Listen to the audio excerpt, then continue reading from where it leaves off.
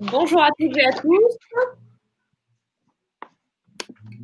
N'hésitez pas à nous rejoindre, à nous dire d'où vous venez et à nous saluer. On est ravis de vous retrouver encore pour ce jeudi pour la conférence. Dominique, Christophe, je vous propose qu'on attende 2 minutes le temps que tout le monde arrive avant de bien commencer sur cette conférence. Très bien, très bien.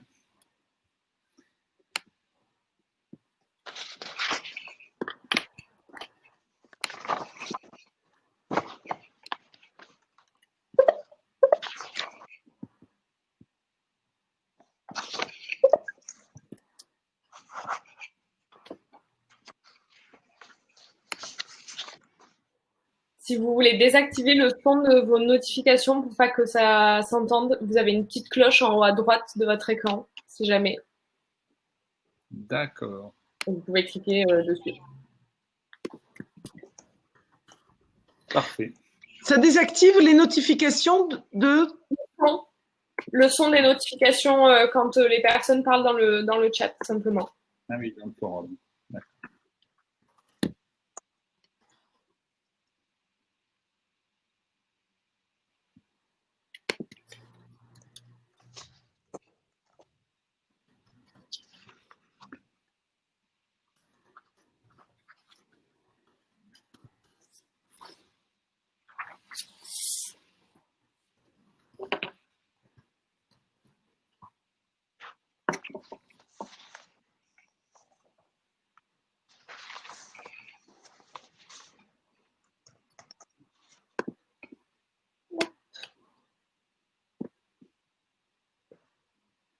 Eh ben, vous pouvez vous proposer qu'on démarre cette conférence. Donc, je vais juste faire une rapide introduction, vous présenter également. Donc, merci déjà d'être là ce soir. Et puis, on passera après, on rentrera directement dans le vif du sujet.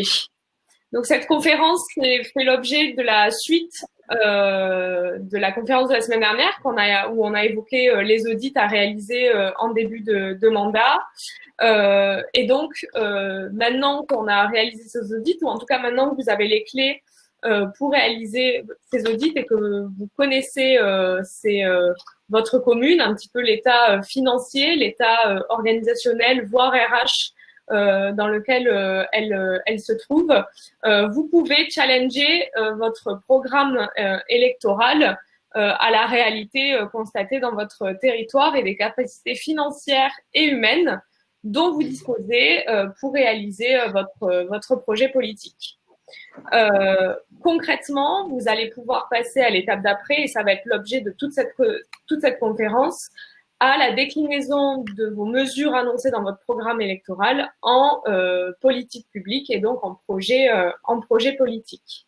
Cela va nécessairement nécessiter de réunir les agents, les services, les élus, parfois les administrés, de communiquer auprès d'eux. Et c'est l'ensemble de ces sujets qu'on va aborder ce soir avec Dominique et Christophe. Donc, merci beaucoup à vous deux d'être présents ce soir avec moi et avec nous.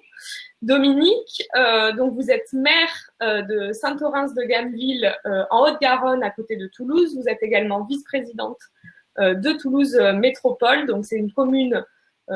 Donc, Saint-Orens, c'est une commune de 12 000 habitants. Et puis, vous êtes ingénieur de formation et vous êtes dirigeante d'entreprise depuis 25 ans. Aujourd'hui, votre mandat vous empêche un petit peu de réaliser à plein temps cette activité professionnelle et donc vous avez décidé de vous consacrer pleinement à ce mandat, mais en même temps de continuer à faire quelques activités de conseil en cabinet et puis du coaching RH et dirigeant, et vous avez été réélu le 15 mars dernier. C'est bien ça? Absolument. Éléments, super. Et puis Christophe, vous avez été adjoint au maire de Saint-Ouen, donc une commune de 3300 habitants dans le Loir-et-Cher, à côté de Vendôme. Et puis vous êtes maire vous avez été élu au premier tour maire de Saint-Ouen. Et puis formellement en place depuis le 25 mai. Donc félicitations à vous deux. Vous êtes conseiller communautaire de la communauté d'agglomération des territoires vendômois et vous êtes agrégé d'histoire, délégué général du comité des travaux historiques et scientifiques, un institut rattaché à l'École nationale des chartes. C'est bien ça? C'est bien ça, oui. Super. Alors, simplement pour vous rappeler un petit peu le principe de la conférence à tous ceux qui nous regardent, n'hésitez pas à poser vos questions dans l'onglet qui y est dédié. Vous avez plusieurs onglets, un onglet de chat où vous pouvez bien évidemment parler entre vous et échanger et réagir à ce que nos deux élus vont dire ce soir et puis nous poser toutes vos questions qu'on prendra dans un second temps de la conférence. Donc, avant de rentrer dans le détail, abordons dans un premier temps les grandes étapes à suivre pour décliner son programme électoral en politique publique et puis ce que recouvre la notion de projet de mandat.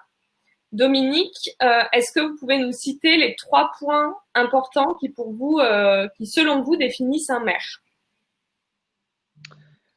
Alors, moi j'ai pour habitude de dire que un maire, alors je sors des fonctions régaliennes du maire, mais j'ai pour habitude de dire que le maire, c'est celui qui porte une vision avec son équipe pour son territoire, pour sa commune. C'est aussi un gestionnaire, parce que pour pouvoir conduire des politiques publiques, il faut gérer des ressources humaines, il faut gérer des budgets, il faut gérer les finances de la commune. Donc c'est un visionnaire, c'est un gestionnaire. Et puis, suivant à qui je m'adresse, je mets l'éducation, que je crois être le socle de la construction de nos territoires de demain, au cœur de notre projet. Je l'ai toujours fait, on l'a encore fait ce mandat-là. Et donc, ou bien, et c'est l'objet de notre réunion aujourd'hui, je vous dis que le 3e rôle du maire, c'est de faire émerger d'abord un projet pendant la campagne et puis de transformer ce projet en politique publique et de faire en sorte qu'on puisse, avec l'administration, transformer le projet qui a fait qu'on a été élu en véritable politique publique finançable, bien sûr, par le budget de la commune. Super, donc c'est vraiment ces 3 points qu'on va étayer et notamment le dernier sur lequel on va longuement s'arrêter aujourd'hui. On aime bien, dans ce contexte un petit peu particulier, remettre les choses en perspective. Donc aujourd'hui, forcément, le programme que les candidats ont développé durant la précédente année et pendant leur campagne est forcément aujourd'hui confronté à la situation actuelle. Et le contexte est largement différent de celui dans lequel on aurait imaginé appliquer son programme. Et du coup, la situation va sans doute amener les élus à revoir leurs priorités. Donc, à tous les deux, comment est-ce que vous comptez un petit peu gérer? Est-ce que ça a changé des choses dans votre commune? Et comment est-ce que vous comptez un petit peu vous adapter? Christophe, peut-être. C'est vrai que le contexte, il a considérablement changé. Aujourd'hui, il faut changer de temporalité. C'est-à-dire qu'on sort d'une période de ces 3 derniers mois où on a été dans une urgence quotidienne, et plus qu'une urgence. C'est-à-dire qu'il a fallu, moi je compte pas le nombre de fois où il a fallu que j'aille chercher des masques, mettre en place un atelier de bénévoles, aller chercher du gel hydroalcoolique ou je ne sais quoi. Et on était véritablement dans cette urgence. La directrice générale des services avait l'accueil de la mairie, ça sonnait tous les jours, nuit et jour, pour plein de soucis, de difficultés diverses et variées. Et donc on sort, malgré tout, même si je n'étais pas officiellement le maire sortant m'a pleinement associé durant cette période. Et finalement, on sort de 3 mois où on a été dans cette urgence. Aujourd'hui, je pense qu'il faut prendre le temps de se poser, d'une part d'évaluer les impacts financiers de tout ça, parce que très concrètement, on a un peu ouvert les robinets depuis 3 mois. C'est-à-dire qu'on n'a pas regardé le prix des masques, le prix du gel hydroalcoolique, les visières, j'en passe, et des meilleurs. Nous, on a pris en charge un certain nombre de repas pour les résidents du foyer autonomie. Bon, il y a eu un certain nombre de dépenses qu'on n'avait pas évidemment anticipées. Il faut aujourd'hui évaluer ces dépenses. On a évidemment perdu les recettes, c'est bien évident. Hein, les enfants ne vont plus à la cantine, les parents ne payent plus la cantine. Bon, voilà, ça, c'est des recettes qui disparaissent. On a souhaité faire, entre guillemets, des entreprises, des coiffeurs, des commerçants qui étaient locataires de la mairie. On a souhaité offrir 2 mois de loyer pour des entreprises qui ont eu aucune recette, hein, évidemment, pendant 2 mois, donc des recettes ont disparu. Et puis aujourd'hui, on se retrouve confronté à des entreprises, je pense aux prestataires qui s'occupent des repas de la cantine, par exemple. On n'a pas respecté nos engagements en termes de marché public. On s'était engagé dans le cadre du marché à commander un certain nombre de repas. Aujourd'hui, on est très largement inférieur. Eh bien, on va rentrer dans une phase de négociation pour prendre en charge une partie des repas qui n'ont pas été commandés. Ça me paraît aujourd'hui évidemment normal parce que c'est la survie d'un certain nombre d'entreprises qui sont conditionnées à ces engagements-là. Donc aujourd'hui, on est encore dans les conséquences, évidemment, dans les impacts de la crise de la Covid et ça va impacter durablement le budget 2020. On n'a pas encore une idée très précise du coût global de ces derniers mois et ça, évidemment, ça va impacter nos finances et la mise en place des projets qu'on y va imaginer dès le lendemain des élections. Et puis surtout, j'allais dire, au-delà de la difficulté et des difficultés financières que nous allons avoir à gérer, c'est aussi la dynamique qui a été cassée avec l'équipe. C'est-à-dire qu'on avait une liste avec des gens très motivés, très mobilisés, et passé les élections de mars, il a fallu dire à ces gens, vous n'êtes pas installés, vous devez aussi prendre soin de vous. On peut éventuellement, ponctuellement, vous utiliser pour faire des courses pour les anciens ou je ne sais quoi, mais en tous les cas, pendant 2 à 3 mois, ces gens se sont retrouvés confinés et ça a cassé véritablement quelque chose, la dynamique de la campagne, la dynamique d'une équipe. Et aujourd'hui, il est important de reconstituer cette dynamique, de sortir de l'urgence de ces derniers mois et de reconstituer une équipe parce que bien, ce sont des élus avec lesquels nous allons travailler pendant 6 ans, que nous allons devoir maintenant mobiliser pour la mise en place du projet. Et évidemment, le contexte eh bien, fait qu'aujourd'hui, cette équipe, elle est à construire. Il y a eu une période avant élection, voilà, comme peuvent l'être les campagnes, hein, notamment victorieuses, hein, et maintenant, eh bien, il faut recréer quelque chose, hein, post-Covid. Dominique, vous qui avez été maire en 2014, qui avez déjà été élu maire en 2014 et donc réélu là, qu'est-ce que ça change pour vous en début de mandat? Est-ce que vous sentez déjà des différences du coup? Alors, beaucoup de similitudes avec ce que Christophe vient d'expliquer, donc je n'y reviendrai pas. Je partage totalement ce qu'il a dit pendant la crise et puis les impacts budgétaires en termes, on va dire, de fonctionnement, mais aussi d'investissement. Donc, il va falloir, dès juillet, quand on va présenter le budget 2020, eh bien, on va forcément devoir équilibrer ce budget et on va devoir faire des impasses sur des choses que l'on comptait faire dès cette année. Ensuite, il y a un impact sur la PPI, le plan pluriannuel d'investissement, ce que l'on pensait faire. Et donc, on sait d'ores et déjà que dans l'enveloppe globale qu'on voulait investir sur le mandat, on va devoir investir un peu moins parce que, en fait, les investissements, ils s'appuient sur de l'autofinancement en fonctionnement, de l'emprunt. Et bien évidemment, l'autofinancement sur l'année 2020 et 2021, il ne sera pas celui auquel on s'attendait. Donc, je rejoins tout ce qu'a dit Christophe. Sur le plan de l'équipe, moi, j'ai eu beaucoup de chance parce que on est donc, on était 23 dans la majorité, et là maintenant on est 26. On a 6 nouveaux seulement, donc qui ont une envie incroyable de démarrer, qu'on a complètement associé depuis le 15 mars, même si on n'était pas réélu. Et donc, j'ai envie de dire que j'ai fait donc une visio assez longue tous les lundis soirs pendant toute la crise avec eux, avec mes 26. Donc, on a formé les nouveaux et en même temps, on se retrouvait entre nous, on faisait des apéros en visio ensemble. Et donc, moi, je pense pas, mais je le saurai quand on va se retrouver au premier bureau municipal et lundi en présentiel. Donc, normalement, on fait un petit graillou, comme on dit chez nous, à Toulouse, juste après le BME. Donc, je verrai si l'ambiance est obérée un peu par cette période où on n'a pas été ensemble. Mais globalement, l'ambiance, on l'a maintenue par ces visios hebdomadaires, par ces nouveaux qui ont énormément d'envie, qui posent plein de questions naïves.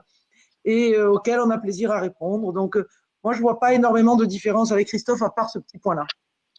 D'accord. Et donc, idéalement, quand on arrive, comment passe-t-on du projet électoral au mandat et quels sont les acteurs qu'on peut mobiliser? Si notamment, Dominique, vous pouvez parler de votre expérience et de la méthode que vous avez suivie en 2014. Alors, dès 2014, on a été élu bien sûr sur un programme qui était en rupture totale avec le maire qui avait déjà fait 2 mandats, en rupture totale avec ce que le maire avait pour habitude de faire. Donc c'était quelqu'un de très bien, mais qui était, on va dire, un peu plan-plan. Et nous, on est arrivé avec un vrai projet, une vraie ambition, une vraie vision. Et donc, on a dû mettre de la méthode sur le travail qui est à faire en arrivant, surtout quand on arrive après une autre forme de gouvernance avant. Donc, la première chose, c'est que on s'est réunis, on va le refaire là, hein, donc à moindre échelle, mais on s'est réunis entre nous et on a fait un audit financier, fait un audit RH. Alors là, je vous mets en garde, ceux qui avaient envie de faire ces audits, ils n'ont pas été aussi intéressants qu'on le pensait. Il faut vraiment faire attention à qui vous choisissez. Il y a des cabinets extérieurs très sérieux, il y a des cabinets extérieurs moyennement sérieux. En tout cas, pour ce qui est de la partie RH, nous, on a été 3 élus et on a rencontré les 250 agents individuellement en 3 mois de la commune entre avril et juillet. Et donc, on a eu une bonne vision de qui on avait dans la collectivité, leur potentiel, leur envie. Donc, on les a vus individuellement. Donc, une bonne connaissance RH, une bonne connaissance des finances. Donc là, avec l'audit qui était moyen, mais bon, on a quand même bien plongé dans les finances.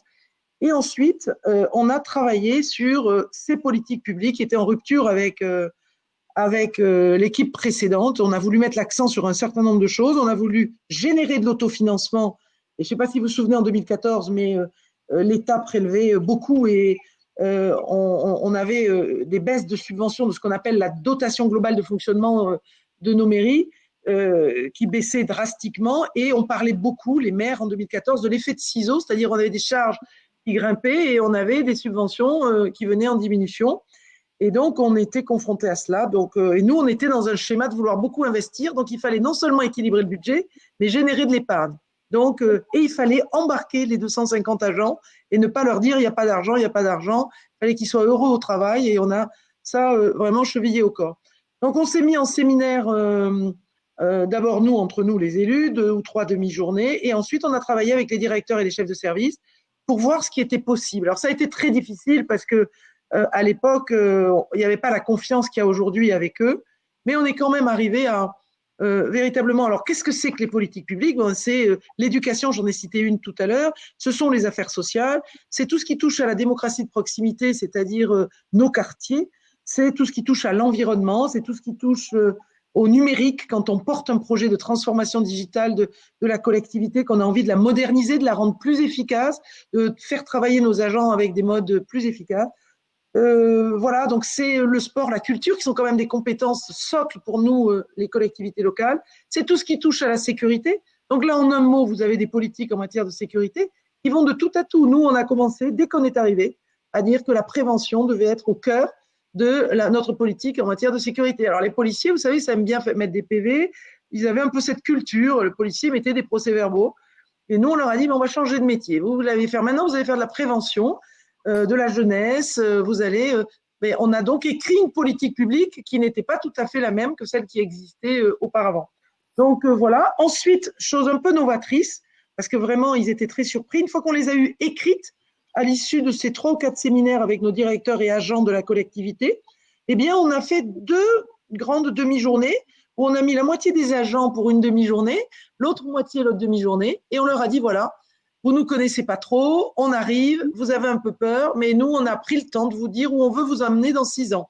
Vous avez lu notre programme, tout le monde l'avait eu, on l'a décliné en politique publique et on a présenté un petit peu toute l'équipe qui a pris la parole et on les a gardés presque 3 heures avec nous, 1h30 de PowerPoint, de présentation, de photos, leur expliquer ce qu'on voulait faire avec des gens qui venaient aussi bien des espaces verts que des ATSEM, que des profils donc très très divers. Et pour pas arrêter la collectivité, on avait fait 2 demi-journées. Donc il y avait la moitié qui travaillait une demi-journée, l'autre moitié l'autre.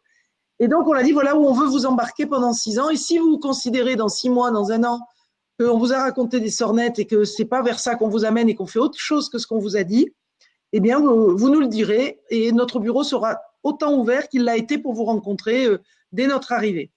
Donc, c'était plutôt sympathique comme message. Donc, on a été plutôt bien accueillis, mais on nous attendait au tournant. Donc, il a fallu après délivrer, bien sûr. Voilà. Alors, très bien. Et du coup, quand donc tout ce travail-là de préparation nécessite qu'il y ait forcément une vision pour votre territoire. Dominique, rapidement, comment est-ce que quelle est la vision que vous avez voulu porter à la fois en 2014 et quelle est celle que vous portez aujourd'hui, si c'est toujours la même ou pas? Oui. Oui, alors la modernisation, je l'ai dit, le grand sujet de notre commune qui touche Toulouse et qui est donc c'est la cohérence urbanisme-transport. Et on a dès 2014 travaillé sur ce sujet parce que je ne sais pas si vous rencontrez ces difficultés, mais si vous voulez la capacité qu'ont les promoteurs à construire et à donc vous amener de la construction sur votre territoire, ça va très bien. Ça va très vite, ils convainquent des personnes de vendre leur habitat et derrière, ils vous mettent de la construction et derrière, vous n'avez pas les infrastructures pour transporter ces gens. Vous n'avez pas la route, vous n'avez pas les transports en commun, vous n'avez pas les pistes cyclables pour que les gens se déplacent en vélo.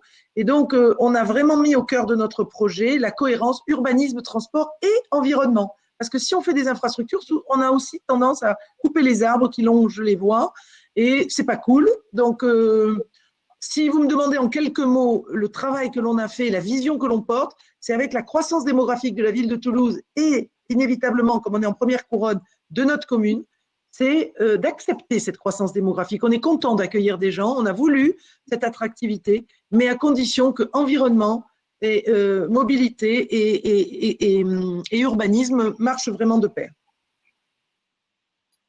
Merci beaucoup.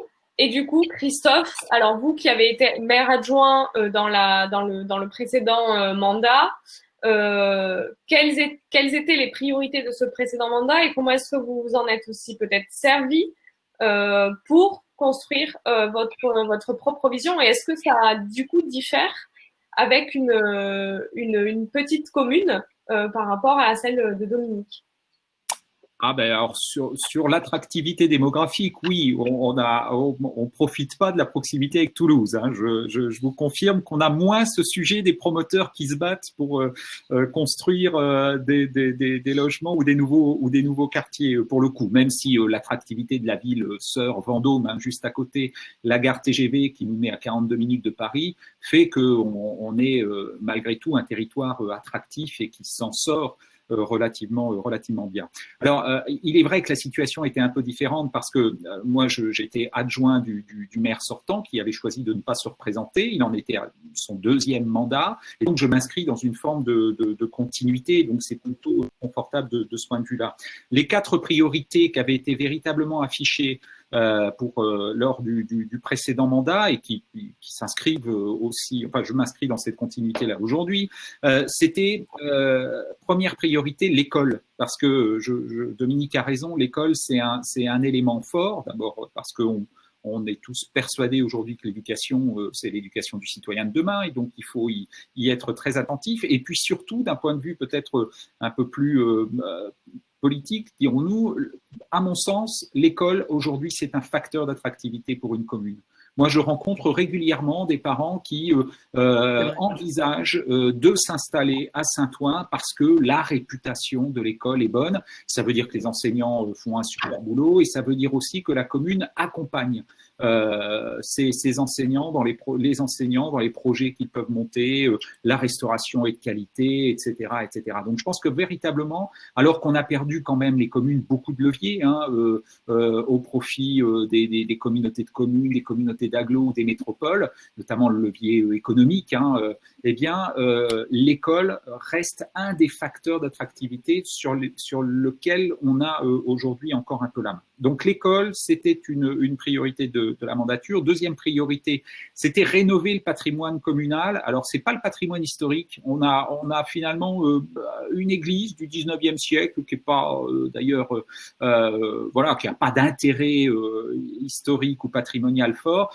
mais on a du patrimoine communal, que ça soit des salles de sport, des salles pour les associations, la mairie, etc., etc. Et donc ce patrimoine, on se devait de le restaurer et surtout de le rendre plus efficace en termes énergétiques. Donc on a mis l'accent sur cette problématique-là. Une petite problématique qui n'est pas totalement annexe, qui est celle des réseaux d'assainissement. Alors évidemment, on n'a plus la compétence depuis le 1er janvier de cette année, c'est passé à la communauté d'agglomération, mais jusqu'au 1er janvier dernier, on avait une grosse question, une grosse problématique autour de l'assainissement, parce qu'on est en assainissement unitaire ici, hein, c'est-à-dire que on n'est pas en séparatif, eau pluviale et eau usée passées dans le même tuyau, hein, pour dire vite les choses, et donc on avait entrepris depuis une dizaine d'années la mise en séparatif du réseau. Donc, c'était une des priorités aussi du mandat. Et puis enfin, un sujet important, c'est créer un cœur de ville. Parce que Saint-Ouen, finalement, c'était un village-rue jusqu'à la Seconde Guerre mondiale. Il y avait une rue et puis des habitations autour.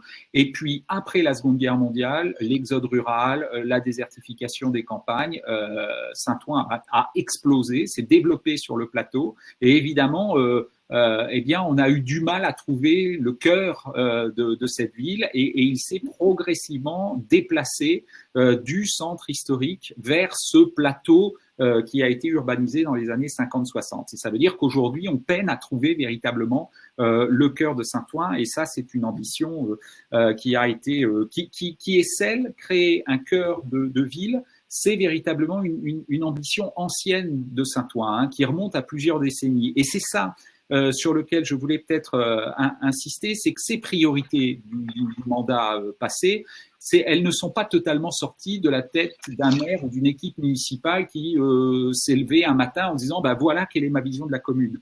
Elle repose alors évidemment sur des convictions et des valeurs, ça c'est quand même un socle, hein, on définit une vision en fonction des valeurs qu'on porte et des convictions qu'on a, mais on s'appuie aussi sur une histoire, sur une permanence. Quand on veut créer un cœur de ville, c'est évidemment pas une idée qui est née du jour au lendemain. Il y a des actions qui ont été menées depuis parfois plusieurs décennies et on s'inscrit dans cette continuité. Quand on établit des audits sur l'état de la voirie, sur l'état de l'assainissement, eh bien ces audits généralement ils définissent des politiques pour 10, 15, 20, 30 ans. Aujourd'hui, on sait que sur l'assainissement, alors évidemment, c'est plus notre compétence depuis le 1er janvier, mais on sait que là, on s'est inscrit dans un programme de travaux qui va durer probablement 20 ou 30 ans. Hein. On s'inscrit donc dans cette permanence. Pour construire le cœur de ville, c'est la même chose. On a décidé de rapprocher la ville de Saint-Ouen de la rivière qui la traverse, le Loir. Rapprocher la ville de la rivière, ça veut dire lancer des politiques d'acquisition foncière. Dès qu'on a un petit terrain, un petit coin de pêche qui est à la vente, eh bien, on l'acquiert. Et ça, c'est une politique qui va demander aussi probablement plusieurs années, voire même plusieurs décennies pour rapprocher la ville de sa rivière. Donc, on s'inscrit véritablement dans cette continuité. Et puis, j'allais dire aussi, une vision, elle se définit parfois par des effets, alors j'allais dire des effets d'aubaine. Je ne sais pas si c'est véritablement le mot, mais on a pris conscience finalement de l'importance de l'école, d'abord parce qu'on y croyait par nos valeurs, hein, je vous parlais d'éducation du citoyen, etc. Et puis, la mise en place des nouvelles activités périscolaires, elles ont joué un rôle aussi pour beaucoup d'élus dans cette prise de conscience. Et quand je parle de l'effet d'aubaine, c'est qu'il y avait des financements d'État pour la mise en place des nappes à l'origine, au début du mouvement, et on a pris conscience en mettant en place ces activités, ces nouvelles activités périscolaires, toutes ces actions autour du cœur du réacteur qui est la classe. Hein, on a pris conscience que l'école, elle avait un rôle à jouer dans l'éducation du citoyen, au-delà de la classe, dans la découverte finalement d'activités culturelles, d'activités sportives, et que ça jouait un rôle important. Et finalement, quand les nappes ont progressivement disparu, eh bien, nous avons décidé, nous, communes, de compenser sur le budget communal et de maintenir ces activités qui avaient été mises initialement en place avec le soutien du gouvernement, avec le soutien de l'État. Et finalement, c'est en ça que je dis que finalement, une vision, elle peut se construire aussi au fil du temps. Et que finalement, il y a une relation qui s'établit entre l'État, la collectivité, les habitants. Et il ne faut pas avoir honte finalement de faire évoluer progressivement en cours de mandat la manière dont on envisageait les choses à l'occasion de la campagne et à l'occasion du début de mandat. Je crois que c'est sain, ce va-et-vient, ces échanges. Il faut être finalement dans une forme d'agilité. Plutôt que dans parfois, alors j'ai travaillé dans une société qui faisait des systèmes d'information et on avait vraiment ces deux méthodes, ces projets tunnels qui duraient sur des années, et puis la méthode agile qui permettait finalement de mettre des petits coups parfois un peu à droite, un peu à gauche et qui permettait finalement à la godille presque, j'allais dire, de faire évoluer parfois, non pas le cœur du projet, mais en tous les cas à la marge de le faire évoluer. Je crois que ça c'est important aujourd'hui d'être attentif à ça. Il ne faut pas avoir honte de dire que, bon, on n'a pas la science infuse, qu'on n'a pas tout décidé à l'occasion de la campagne, mais qu'on peut aussi être confronté à de bonnes idées qui ne viennent pas de nous et dont on peut s'emparer. Merci beaucoup pour ce témoignage riche. Dominique, comment est-ce que vous avez décliné votre programme en politique publique? Si par exemple, vous pouvez nous citer un exemple de politique publique concrètement vous avez mis en œuvre, qu'est-ce que ça recouvre en fait, la mise en œuvre d'une politique publique? Oui, donc juste à titre d'exemple, moi je vous propose de vous parler des politiques sociales parce que c'est un sujet qui touche éminemment à l'emploi, c'est un sujet qui touche éminemment aux solidarités, c'est un sujet qui touche évidemment à l'équilibre et au plaisir de vivre dans une commune. Donc, on avait un CCAS qui était, on va dire, mal outillé et avec peu de monde et peu de moyens. Et donc, on a dit, les affaires sociales, on va d'abord corréler ça à un espace pour tous, parce que j'avais rencontré les gens de la CAF et la CAF est quand même un organisme qui subventionne beaucoup les projets sociaux des communes. Et il nous avait dit, si vous bâtissez un projet famille et si vous bâtissez, qui est au cœur de votre projet social, et si vous leur trouvez un joli lieu, eh bien, on sera à côté de vous en fonctionnement et en investissement. Et donc, pendant la campagne, on s'était dit, waouh, ça c'est quand même super, un projet famille, ça nous ressemble. Donc, on avait mis cela au cœur de notre projet. Mais j'ai envie de dire qu'au départ, ça a été encore des RH et encore du budget. C'est-à-dire de regarder si l'argent qui était dépensé était bien dépensé. La réponse était oui, mais il n'y avait pas assez d'argent pour conduire les politiques publiques que l'on voulait. Comme l'équilibre du CCAS, c'est la mairie qui abonde. Donc, on a commencé par se dire qu'il fallait recruter une personne parce qu'on a voulu, par exemple, c'était la façon dont on déclinait notre politique publique. Il y avait un portage de repas à domicile qui était fait 70 personnes par un seul agent. Donc, nous, on a considéré que livrer entre 11h et 13h, 70 personnes âgées, c'est souvent des personnes âgées, avec le repas à domicile, on ne faisait aucune action sociale. On courait, on montait dans sa voiture, on prenait le plateau, on toquait, on le mettait dans le frigo de la dame ou du monsieur et on repartait. Et donc, on a voulu en faire une sorte de sentinelle, ce portage de repas. C'était notre politique publique. Et donc, on a tout de suite mis un deuxième agent, ça a fait 35. Et on a dit à ces agents, vous êtes des travailleurs sociaux, vous n'êtes pas des livreurs de repas à domicile, donc qui dépendaient du CCAS. Et donc, ça, c'est déjà un troisième ou un quatrième axe que l'on a mis en place. L'espace pour tous, créer un très joli lieu avec une terrasse où finalement, très rapidement, on s'est retrouvé avec 120 personnes inscrites et on a arrêté à 120 personnes. Et ça veut dire en permanence, toutes les semaines, qu'on accueille 50 ou 60 personnes dans des ateliers dans ce lieu. Et qu'on avait au cœur de ce projet d'espace pour tous l'atelier famille. On a créé des passerelles, c'était aussi notre politique publique avec le monde associatif, par exemple les AVF, qui sont une association extrêmement accueillante et qui propose énormément d'ateliers, pour essayer de faire des passerelles entre cet espace pour tous et puis le monde associatif via des structures comme les AVF qui sont organisés pour accueillir. Donc ensuite, dans les politiques sociales, vous avez toujours deux dimensions, l'assistance et la solidarité. Et on a très vite été sur la solidarité, très vite mis l'emploi au cœur de notre politique sociale. Très vite, on a été un lieu et on a eu quelqu'un que Toulouse Métropole nous a mis pour l'insertion par l'emploi, qu'on appelle le PLI, PLIE.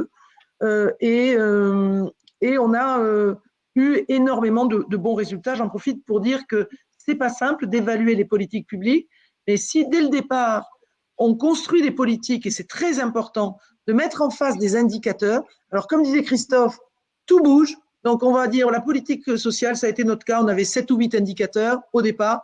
Et ben moi, on en a eu 2, 3 qui étaient inévaluables. Donc, on met des indicateurs, on ne peut pas les évaluer. Donc, on les met de côté et on en prend d'autres et on les évalue tous les ans et on rend des comptes fondamentaux.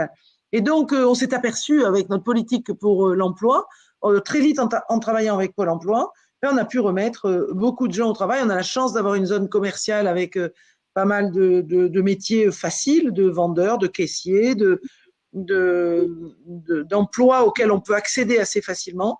Et ce mariage entre un demandeur d'emploi de la commune et les emplois disponibles dans les commerces et dans les entreprises, eh ça ne fonctionnait pas, ça n'avait jamais été mis au cœur de notre politique sociale. Donc, je pourrais vous parler encore une demi-heure de toutes ces facettes, mais vous voyez bien que la politique sociale, eh bien nous, c'était 2 pages dans notre document avec 4 colonnes, pardon. Donc toutes les actions, y compris celles que je viens de vous présenter, mais 3 ou 4 autres, donc environ 10 actions concrètes, un objectif à mi-mandat, un objectif à la fin du mandat, donc un objectif à 3 ans, un objectif à mi-mandat et une colonne d'indicateurs.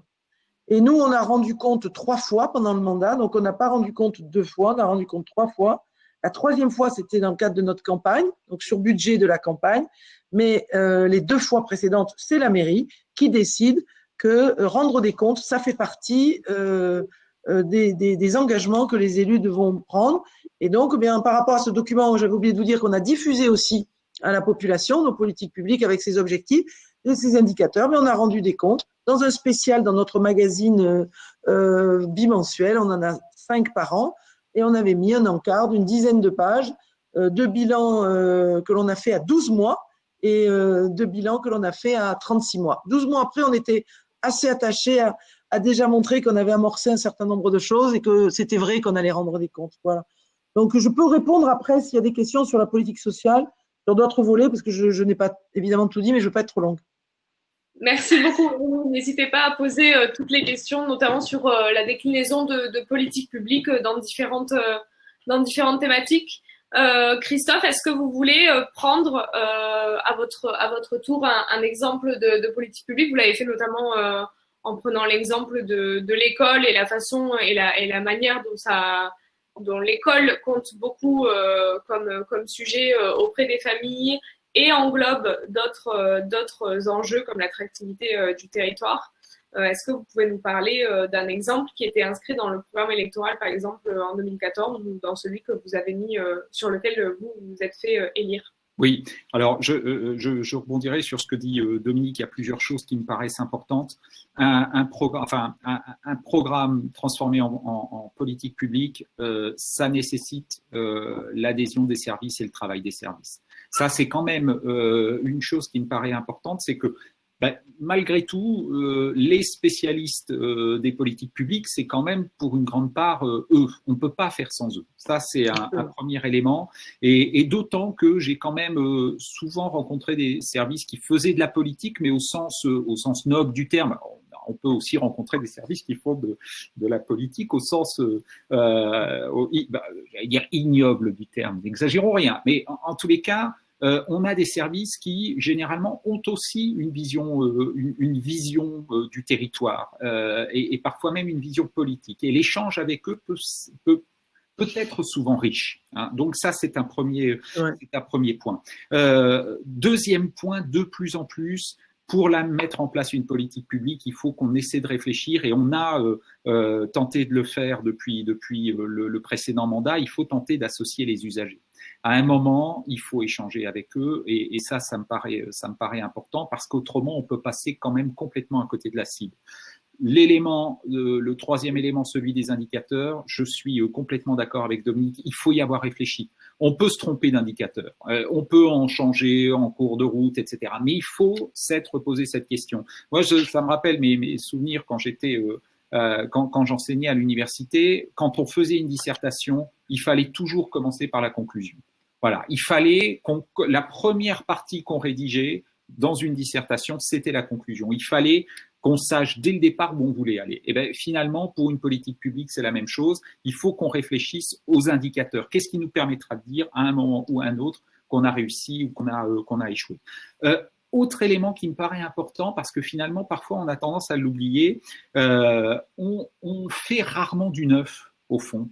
Quand on se pose une question, moi, j'ai souvent découvert que beaucoup d'autres maires s'étaient posé exactement la même question et avaient mis en place des politiques qu'on peut pas décliner telles quelles sur un territoire, parce que on est des AOC, quoi, hein, chaque territoire a sa particularité et on peut pas calquer. J'aime bien, on a des AOC. Voilà, bah oui. C'est joli, une jolie expression.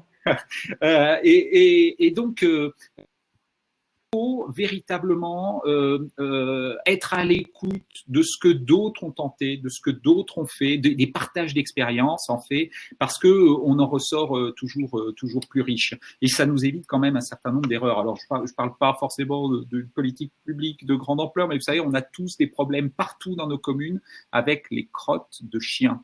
Et voilà, je ne connais pas un maire qui n'a pas été confronté à cette problématique-là. Et moi-même, j'y suis sensible. Hein.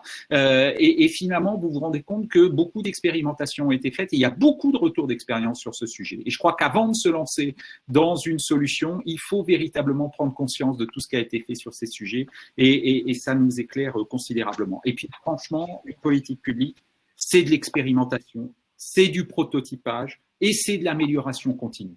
Ah, véritablement, c'est l'agilité dont je parlais tout à l'heure. Hein. Il faut toujours être dans cette forme d'agilité. Il faut expérimenter et être plutôt humble dans la manière dont on propose les choses.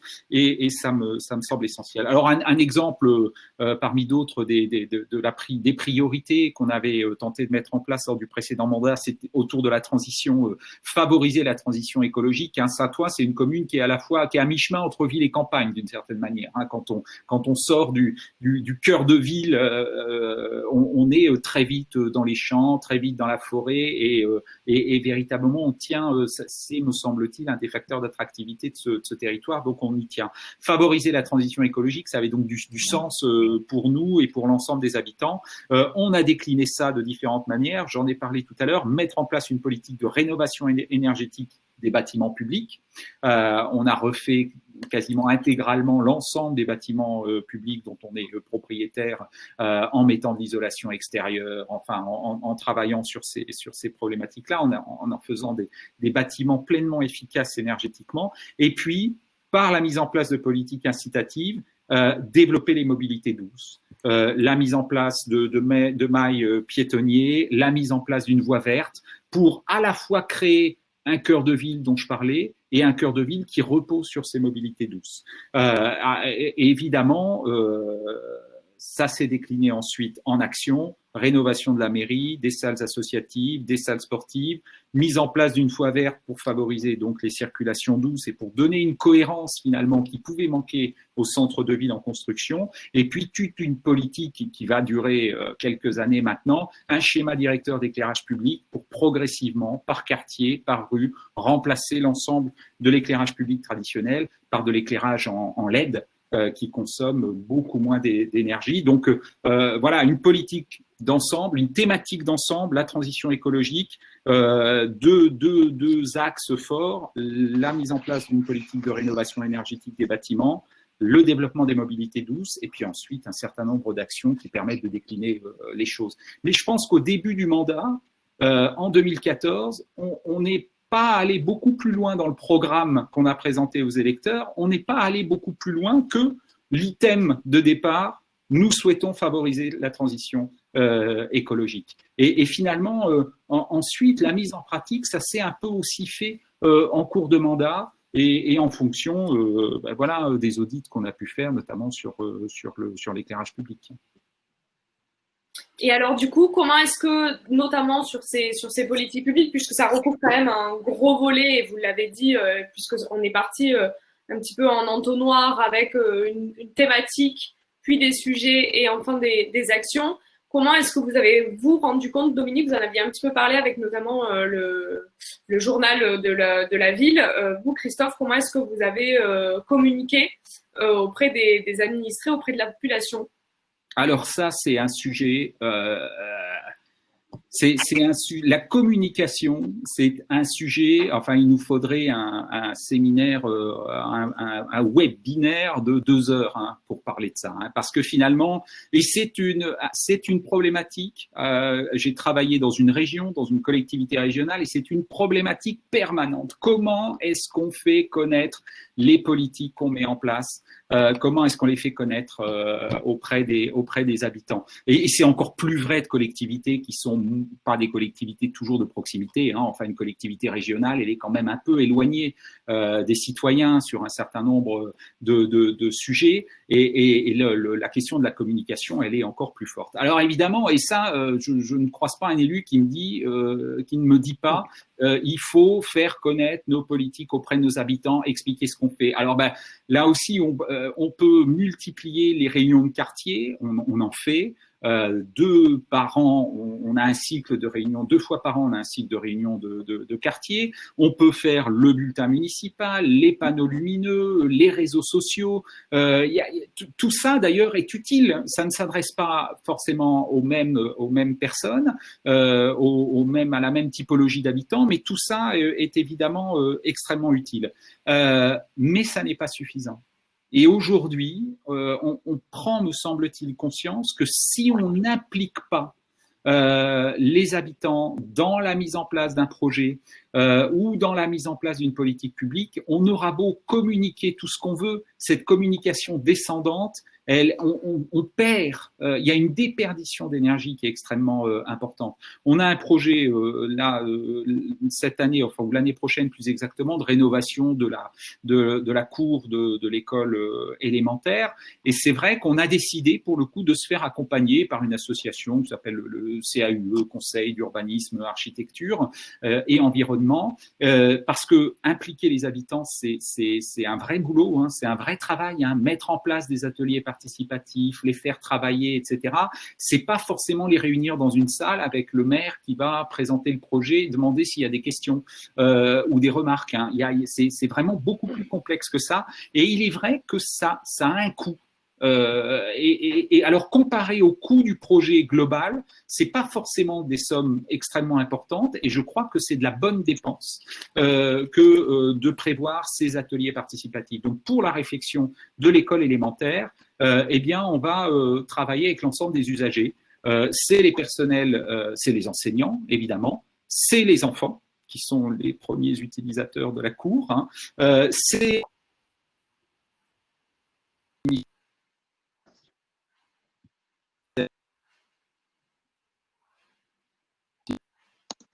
ménages, et puis c'est aussi les parents qui sont intéressés.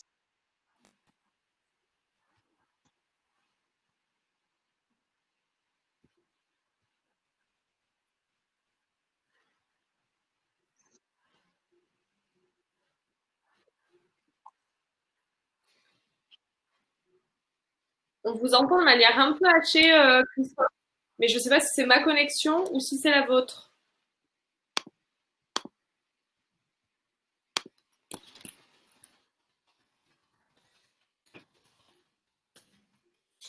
Je pense qu'il faut que vous rafraîchissiez votre page. C'est toujours les petits aléas techniques. Moi, personnellement, je ne le vois plus et je ne l'entends plus, Christophe. Et vous, Chloé? Alors, je pense qu'il faut qu'il rafraîchisse son image, sa page. Alors, qu'est-ce qu'on fait? On va lui envoyer un petit SMS, non? Je vais faire ça. Hop, je vais le faire revenir. N'inquiétez pas.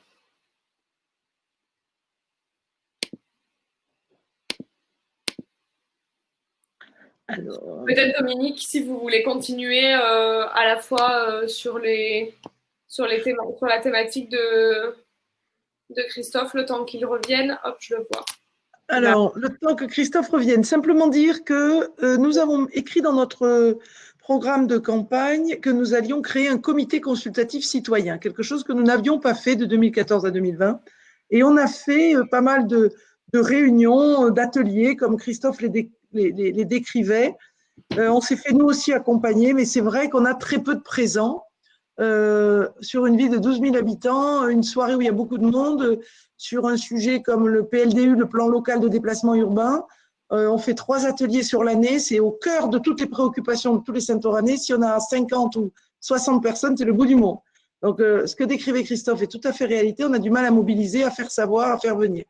Et donc, cette idée que nous avons eue de créer un comité consultatif citoyen, elle est née de cette frustration que nous avons eue sur le précédent mandat.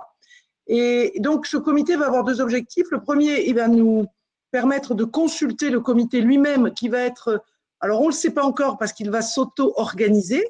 Il va y avoir peut-être un tiers d'experts, un tiers de citoyens tirés au sort, un tiers de référents de quartier, de bénévoles qui se sont impliqués, qui sont demandeurs de participer. On le voit peut-être à 30 ou 40 personnes. Donc, c'est déjà on va dire un premier lieu dans lequel on va pouvoir tester nos politiques publiques, on va pouvoir chaque année les consulter sur 2 ou 3 sujets et ensuite ils vont jouer un second rôle qui consistera à nous organiser des consultations beaucoup plus larges et à réfléchir à comment on peut sur des sujets à enjeu pour la commune mobiliser non pas 50 ou 70 personnes mais 200. Pendant la campagne par exemple, j'ai fait avec mon équipe, on a fait 3 meetings, on a eu entre 300 et 400 personnes. Et quand on parle de mobilité, on en a 50, quoi. C'est pas normal. Donc, ça veut dire que les gens, ils ont pu sortir, ils peuvent sortir.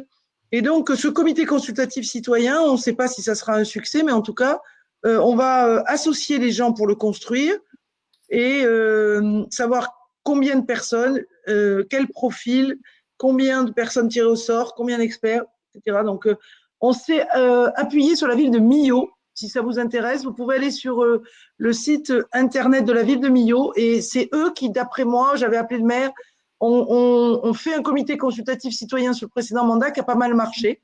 Et c'est aussi ce partage d'expérience qui est précieux et qu'il faut ne pas hésiter à faire. Merci beaucoup. Christophe, on va peut-être vous laisser terminer du coup, là où vous en étiez sur le dispositif que vous avez mis en place. Oui, excusez-moi, hein, je vais convoquer le DGS demain parce qu'on a eu une coupure d'électricité à la mairie. C'est inadmissible, évidemment.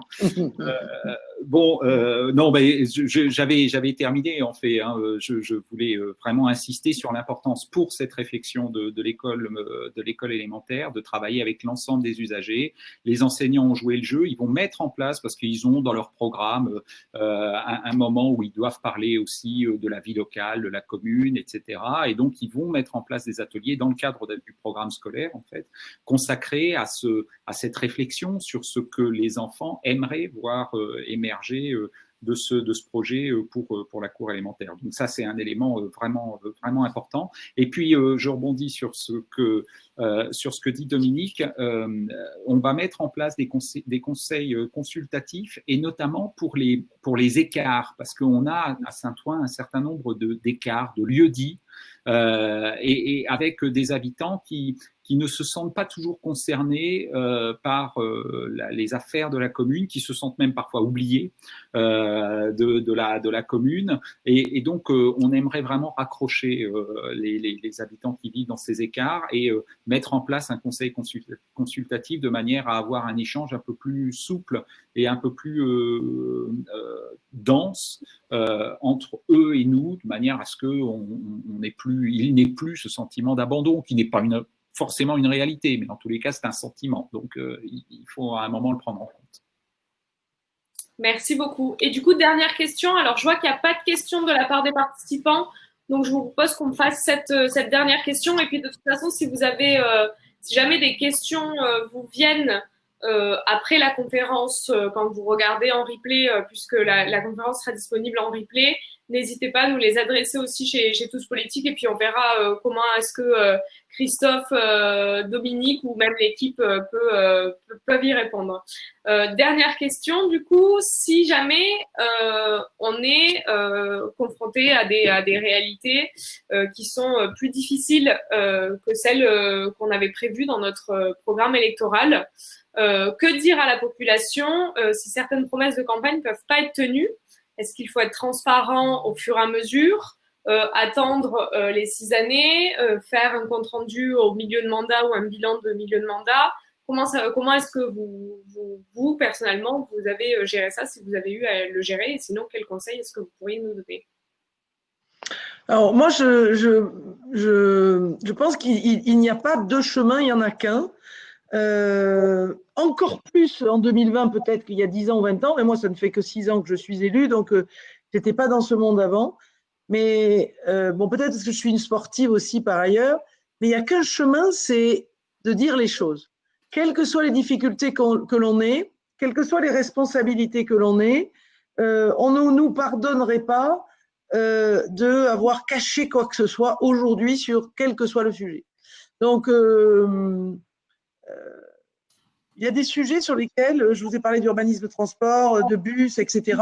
On a galéré avec, par exemple, on est traversé par une route départementale et on a des camions sur cette route départementale avec des plus de 3,5 tonnes qui passent devant l'école et on avait pris l'engagement parce qu'on pensait que c'était possible que l'on allait interdire ces plus de 3,5 tonnes.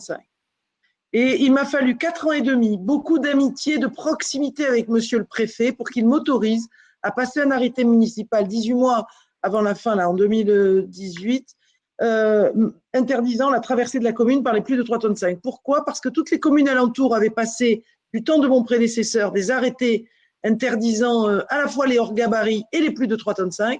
Et la loi en France dit que si vous ne pouvez pas les délester, ces camions, eh bien, vous n'avez pas le droit de prendre un arrêté municipal et d'interdire les camions de passer.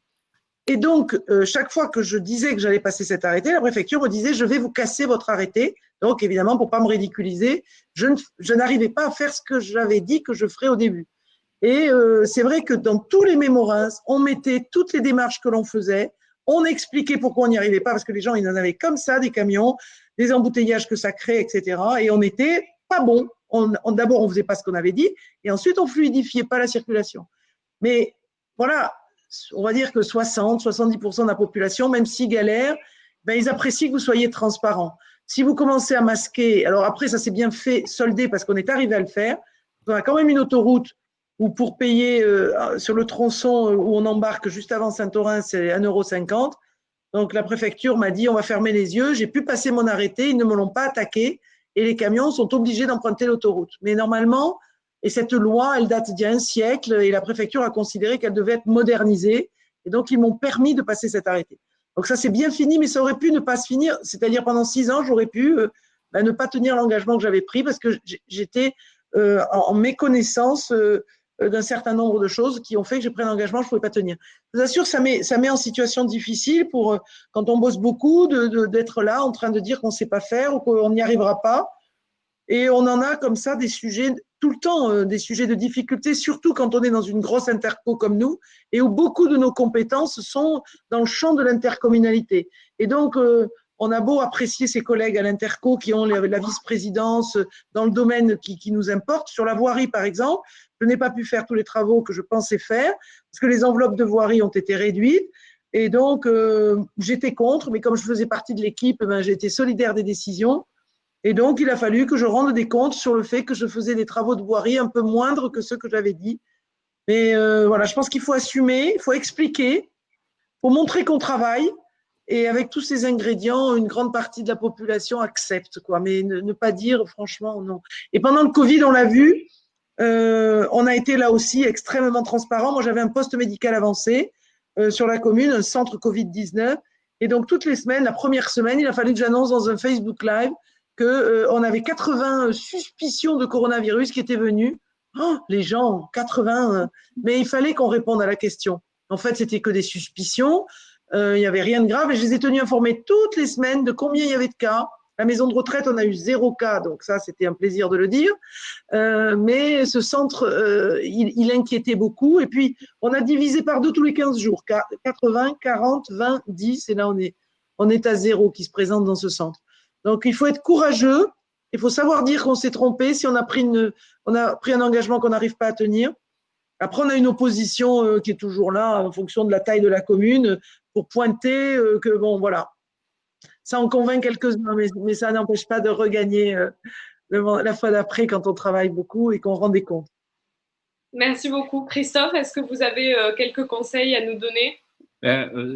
Oui, enfin, des conseils, je ne sais pas, mais en effet, ma collègue a raison. C'est-à-dire que si vous ne dites pas vous-même la vérité, de toute façon, d'autres vont s'en charger. Hein. Et il vaut mieux toujours avoir le bénéfice de l'explication plutôt que de se faire imposer un timing qui n'est pas le nôtre et de voir finalement des sujets exploser à 6 mois des élections parce que vous avez un peu omis d'en parler tout au long du mandat. Donc ça, je suis d'accord, il faut il faut rester sur des sujets problématiques, il faut rester le maître du temps. Et c'est à nous d'imposer éventuellement le moment où la polémique va apparaître. On ne peut pas se faire imposer une polémique. Si on sent qu'à un moment elle doit apparaître, il faut prendre l'initiative de la faire apparaître et d'expliquer aussi avec ses arguments ce qui nous a conduit à prendre telle ou telle décision. Et finalement, on est toujours partagé entre Carib et Scylla, hein, à la fois la complexité des sujets. Je crois qu'il ne faut pas nier cette complexité. Et on a finalement des citoyens. On a un bon niveau d'éducation en France, hein, et on a des citoyens qui sont éduqués, on a des citoyens qui sont en capacité de comprendre la difficulté des choses, et puis en même temps avoir un discours qui reste simple. Donc on est toujours finalement entre ces deux moments, ces deux temps, à la fois expliquer la complexité et puis en des termes extrêmement simples. Nous, on a un sujet récurrent, je vous parlais des problèmes d'assainissement, on a un sujet récurrent qui est celui de la dégradation d'un certain nombre de voiries, parce qu'évidemment, comme Saint-Ouen a explosé dans les années 50-60, bon, on a fait les voiries un peu à la va-vite, quoi. Hein. On a fait du lotissement parce qu'il y avait un besoin de lotissement à cette époque, et donc on n'a pas forcément fait des routes avec des soubassements de qualité, etc. Et donc, bah, évidemment, 50, 60 ans plus tard, vous avez des routes qui sont en très mauvais état, et vous avez les trottoirs qui ne sont pas en très bon état. Mais comme on a aussi une problématique d'assainissement, on s'est toujours refusé de refaire un trottoir ou de refaire une route en profondeur si par ailleurs on pense que dans 5 ou 6 ans, on va être obligé de refaire l'intégralité des réseaux, c'est-à-dire de tout casser pour ensuite mettre les réseaux et refaire une route propre. Donc on essaie à chaque fois d'expliquer, on essaie de dire aux citoyens, ben oui, on est d'accord avec vous, la voirie n'est pas en très bon état à cet endroit, les trottoirs sont à refaire, mais on faire aujourd'hui, mettre des rustines, ça permet de tenir encore quelques années, mais si on refaisait cette route et que dans 5 ans, 6 ans, on était obligé de la recasser pour refaire les réseaux, qu'est-ce qu'on n'entendrait pas de la part des citoyens en termes d'accusation de mauvaise gestion, et ils n'auraient pas tort.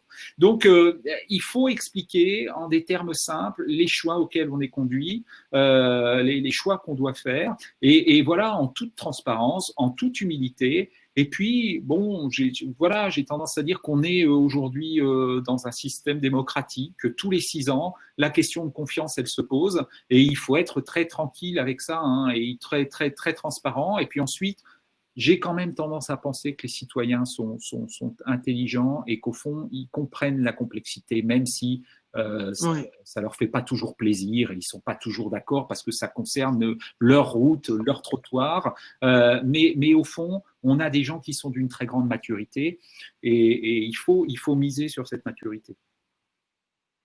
Merci beaucoup à vous deux. Je sais qu'on n'a pas fait nécessairement le tour et qu'on aurait pu passer 2 et 3 heures encore supplémentaires sur ces sujets et sur la déclinaison des politiques publiques. Je sais qu'en plus, tous les deux, vous êtes des passionnés, ça se voit, ça s'entend, ça a été souligné notamment par les participants. Encore un grand merci à vous deux. C'était vraiment très, très intéressant et puis les conseils sont précieux, notamment pour les maires et pour les élus qui arrivent en mandat ou qui vont arriver en mandat là à la fin du mois de juin.